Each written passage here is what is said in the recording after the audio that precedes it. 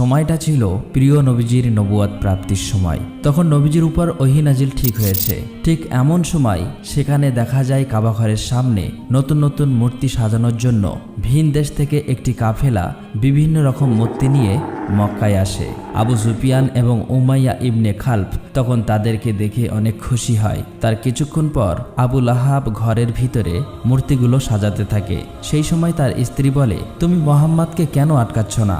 সে তো চাইলে তার স্ত্রী খাদিজাকে নিয়ে অনেক সুখে থাকতে পারে, তাহলে সে কেন বারবার আমাদের বিরোধিতা করছে? আবু লাহাব বলে, ভয় পেও না, আমাদের খোদা আমাদের রক্ষা করবে। মক্কার অবস্থা তখন এমন হয়েছিল যে মক্কার ভিতর এবং আশেপাশের সব জায়গায় মূর্তি পূজায় চলত। সকলেই তখন চারিদিকে আল্লাহর সাথে শিরিকে লিপ্ত হয়ে যায়। এদিকে মুহাম্মদ সাল্লাল্লাহু আলাইহি ওয়াসাল্লামের উপর হেরা গুহায় ওহী নাজিল হতে থাকে। 3 দিন পর রাসূল সাল্লাল্লাহু আলাইহি ওয়াসাল্লাম প্রচণ্ড জ্বর গায়ে বাড়ি ফিরলে